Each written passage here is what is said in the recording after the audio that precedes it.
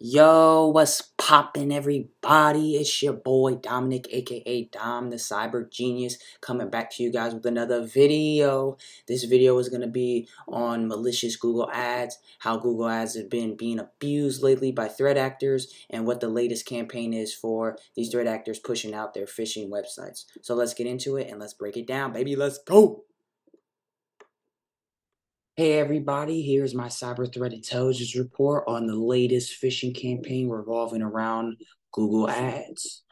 So as you may know, this phishing campaign is targeting users' Amazon Web Services login. So threat actors are trying to push out their phishing websites to get us to actually click on them and then to actually get our information stolen. So it has arose that a new phishing campaign has been targeting users' AWS logins. Threat actors are using Google Ads to sneak their phishing sites into Google search results to steal your login credentials. For those that don't know, Google search results are when you just go like this, say you want to buy a pair of shoes, right? These are search results. So basically what these threat actors are doing are trying to get their malicious ads to pop up at the top of the screen to where users are likely to click on them. So that's another crazy, dangerous issue that we're going to have to deal with when it comes to this attack. The reason why these threat actors are using malicious Google Ads or just using Google Ads, period, is because Google Ads allow people to send out a bunch of ads or a bunch of emails once at a time. So basically they can, at one time, they can send a bunch of emails out. And because of that, it's also coming from a real email, or I guess a real operator, as you would say. So it's going to look like it's coming from somebody that's actually at Google. So it's coming from a real email, and it's real emails that are actually registered. So that's why it's a little bit harder to identify if a Google ad is malicious or not. It was stated that analysts from Centennial Labs discovered the ongoing phishing campaign. They saw these malicious search results kind of populate around January 30th of this year. The fake ads actually ranked second when searching for just the AWS, all lowercase by itself. And it was behind Amazon's own promoted result. So any other website that may have been promoting AWS was actually below the malicious Google ad search. I know Udemy and a couple other sites actually promote it as well as learning it. So that's another crazy thing to think about, that they were able to maneuver their way a little bit and get into the higher rankings of the Google searches. Because for dang well, we all know that if this Google search or this fake ad was at the bottom, we're not going to go look for it because we're usually clicking on the first one or two things to see if we can actually get something. So we're not going to be really scrolling down because we're kind of a little bit lazy, I would say, when it comes to us people when we're looking for things. So we're usually clicking on the first one or two links to hurry up and get the process over with. And another tricky thing that the threat actors did was for them to actually avoid detection from Google's ad fraud systems. The threat actors actually added a redirection step when linking the fake ad to search results. I know that if I scroll down right here, it does say that in the beginning or initially the threat actors linked the ad directly to the phishing page, but because of it probably was getting flagged, they had to add a redirection step to likely evade the detection from Google's defraud system. This is kind of the step of their campaign, right? So what it is that we, as the user, would search up AWS. We click on this ad, that's the fake one. It redirects us to this actually blog or fake business site that pretends to actually be a vegan food spot. So it's kind of funny what they're pretending to actually do. So once we click on that, it does redirect us to a fake AWS login page, and then it redirects us to a true AWS after we've actually submitted our credentials. They're even getting a little bit clever. So what they'll do is they'll put you on this fake site, you add your credentials in, and then they'll redirect you to the real site, and then they'll make it seem like it was a glitch or error in the system that made it to where your credentials didn't go through. But then once you try to actually enter your credentials on the real site, then it gets crazy because now your credentials don't even work. And because of that, you're basically locked out of your account.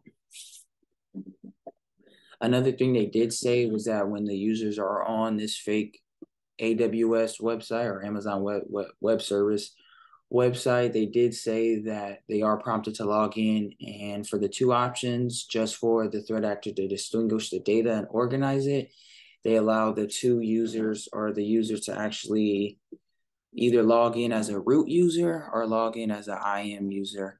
So root user is obviously going to be someone that has elevated privileges.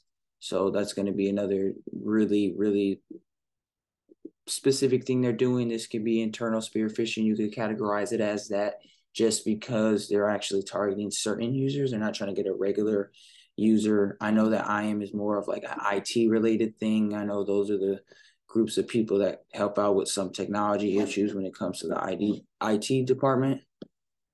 This is what the phishing site actually looks like, kind of resembling it in real time. Obviously, this isn't the real AWS link.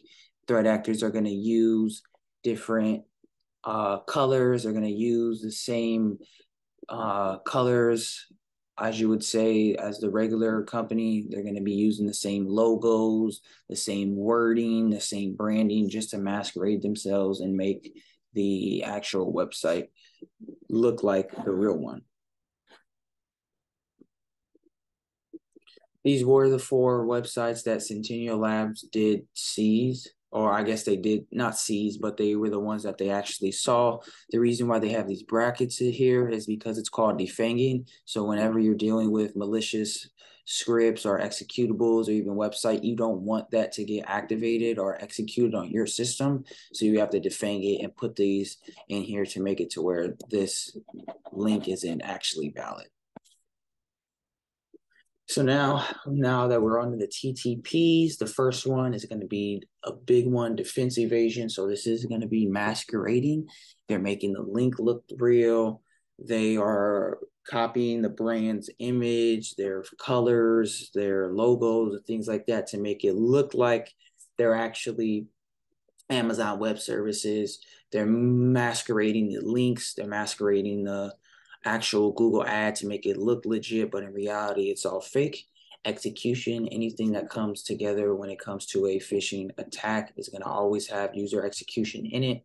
Just because a user has to be the one to click on a link, they have to be the one to put a USB drive in their system or in their computer. They're going to have to be the ones that are actually interacting with the email or fake message for the actual malware to deploy. So if we don't click on any of these links or we delete the email right away, then they can't, then that cyber attack fails, right? So it'll fail at step 3 of the cyber kill chain because it goes reconnaissance and then they develop the malware and then now they're trying to deliver it. But if we're not clicking on anything and deleting the messages, then that attack basically fails for that one user. Next one, credential access. So exploitation for credential access, adversary in the middle. So they're trying to get us to put in our credentials to the login. So we're getting our email as well as our password. And that's where they're able to steal it. And then adversary in the middle. So if you scroll back up, how it says that this is the process where we actually click on the ad and then we go to the fake business site and they redirect us to this fake site. We're thinking we're entering our credentials, but the threat actor is acting as the middleman. So once we enter our credentials, they're kind of going in between them being entered into the actual fake website. And then they're kind of sneaking in between and stealing our credentials and then making us think like, hey, we may have entered them wrong or we entered them on the right side, but in reality, we didn't. So always think of that as a middleman. As I would say, we're thinking we're communicating or entering our credentials on a real site, but the threat actor is placing themselves in the middle to basically steal our credentials from even getting to the actual real site. resource development, so compromised accounts. That's a big thing here. That's what they're trying to do, trying to get access to our accounts. Once they have access and they're able to reset the password and get us locked out of it, then our accounts are basically compromised and in the hands of the attackers.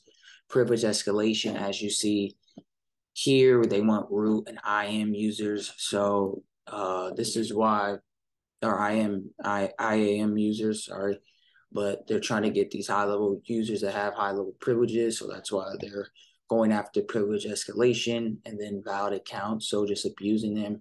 And then reconnaissance, they were able to fish for information and use a phishing website to actually gather our credentials and then gather victim identity information. So this is users' emails, users' passwords, and then actually anything that may be within that user's database. So who possibly knows, maybe access to source code, access to different plans, how different departments operate. So the actual information here is pretty endless, as you would say. Impact, so data manipulation and destruction. Once they get into the account, they can manipulate the data, they can steal it, they can encrypt it, they basically can do whatever they want with it because they have access to the accounts. They can even destroy it, which means them deleting it. Initial access, so the initial attack vector was phishing. They were able to masquerade that Google ad to make us users to click on it. They're pretending they're using the trusted relationship. They're trying to get in between our emotions, and they're pretending to be AWS. And then exploitation of public facing application. This is going to be coming into like the actual branding, the logos, the colors and things like that. That's what they're exploiting or using to get us to think that this is the real Amazon Web Services site, when in reality it's not. And then lastly, exfiltration. So exfiltration over a C2 channel. Most likely the threat actors have some type of C2 channel where they're able to communicate and relay commands to the user's computer, as well as exfiltrate and get out any of the credentials that they had stolen when the user inputted them into the fake website. After that, it goes into affected assets and organizational impact. So the threat actors have been using these strange mechanisms on the website. It's kind of crazy to think about that they even did this, but they're using a specific JavaScript function that's, I guess, stores the information, and it basically allows for the threat actors to control what the user's doing. So it basically disables the user to actually right click, use the middle mouse buttons, or even keyboard shortcuts. So they said that this most likely was put in place to prevent users from navigating away from the page, either by purposefully or by mistake. So that's a thing that they're actually using. And clicking on these websites actually can lead to users' credentials getting stolen, accounts getting taken over, or any other network sensitive information exfiltrated and stolen. And this isn't the first one. This isn't probably the last Google ad attack we will see lately in 2023. Google ads have been under mass use and abuse by threat actors. So threat actors are really using these because it allows them to send an email from a real domain, or I guess a real sender, and it looks like it's from Google, because Google has the Google ad implementation to where whatever you're sending it from, it's going to use that Google email and it's going to be real. It's just that the links within that email are actually fake. But if you go to the actual email itself and you hover over it or try to look at the email, it's going to be real because they have the Google ad account. And this the reason why threat actors are doing this is because it's an alternative method for them to actually reach the users without getting caught. Lastly, mitigation and response.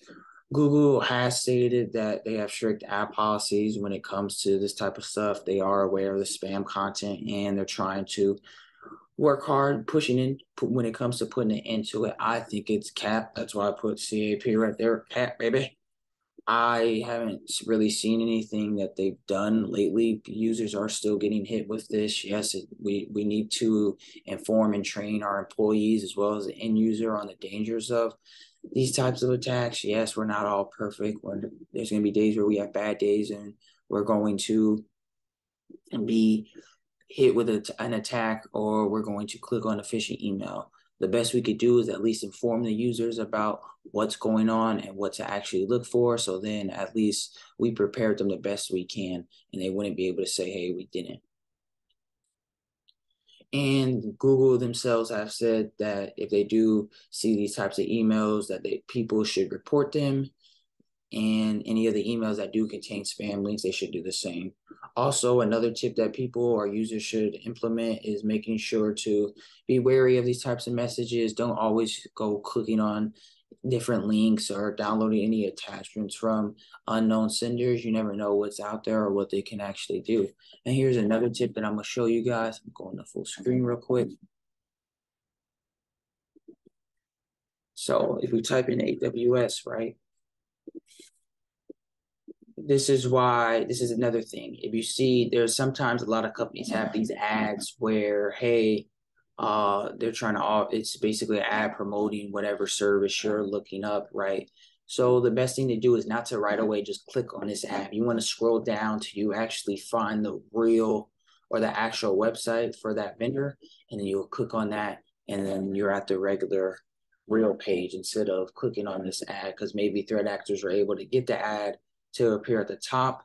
And then once you click it, they masquerade it, whatever. This is right here. Once you click it, then it redirects you to the fake website, and then your credentials are gone.